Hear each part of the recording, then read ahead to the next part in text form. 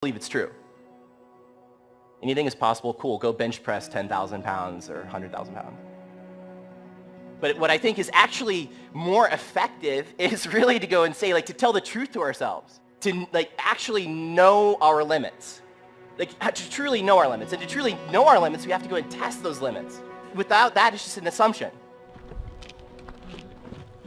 The first time actually on Kilimanjaro, what I thought was I found myself on the 4th night in the trip and I was completely physically broken. Bear crawling for 6 to 7 hours a day, my arms were swelling up, my feet, the pain gotten to be really intense, and I thought, like, I'm done. It's only 4 days. We projected that was going to take us 15 days to reach the summit.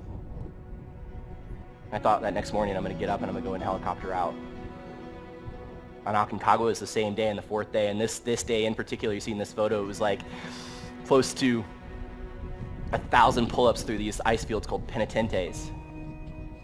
And you got to the top of this thing, it was a scree field where I'm just sliding down like faster than I could go and climb, and all of a sudden I get to the top of this scree field. It was physically more exhausted than I'd ever been, and my guide yells, "Rock!" and watermelon-sized boulder releases, goes by a foot away from my head as I dove under a rock. You know, I'm questioning that night too. I was in the tent, just laying there crying, thinking, like, why am I here?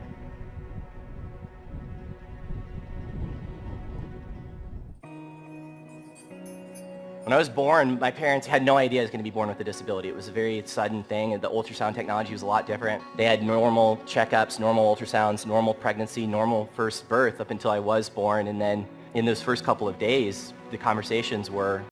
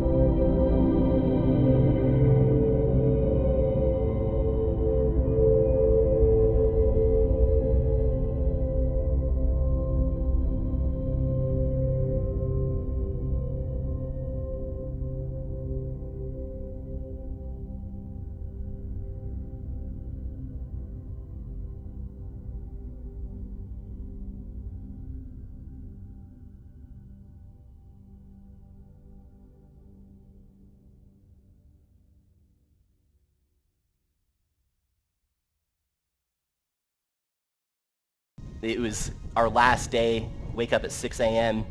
We had to hit the summit by 4 p.m. or we had to go and like turn around at nearly 23,000 feet. The summit was, it was in sight. I wasn't moving fast enough, and I had a moment of just feeling sorry for myself and thinking, like, we've been here for 17 days. I'm not going to go and make this now. I'm going to be literally 100 meters from the summit. It was a moment of this like surrender. My guide, Nani, was behind me. He was just like yelling at me, encouraging me. He was like, "Up, Kyle, up, keep climbing, Kyle, up." So then it was, you know, at that point, it was like I see my friends like hitting the summit, and I'm thinking, like, been here for 17 days, like I'm, you know, gonna go and waste this, not gonna go and make it. And I was like, you know what, this is a stupid thought. Like, no amount of thinking about this or whatever, wanting to be on the summit or imagining how far we've come, it doesn't matter. The only thing that matters is right here. It was literally just, it was turned into a game. It was what I could see in my ski goggles. So with my head down is what I could see in my ski goggles. I was like, that's the only 3 feet that I have to deal with right now. And then I'm going to go ahead and there's another 3 feet to go and deal with, and another 3 feet. And all of a sudden my guide about an hour and 15 minutes later, he tells me to stop and look up, and I'm 15 minutes away from the summit. And a couple minutes later, I'm standing at the roof of South America with some of my best friends, and it was an amazing moment. For me, being born the way I was, it never would have changed. No matter how much I wanted to go and change that, like, it never would have changed. There's so many other things that could be influenced. So many other areas that are going to be more resourceful to go and put in my mindset. I don't know what your disability is, what your challenges are, what your excuses are. It doesn't matter. There's never been an excuse that we've ever uttered that's gotten us any closer to where we want to go with our lives. And it's not about taking on 50 things at once. It's about taking on maybe like one or two. And how differently could all of our lives here if we actually got in action and did something about that. But it's to find your mountain, find your why, your truth. And realize after that we can know our limits, but never ever stop trying to break them.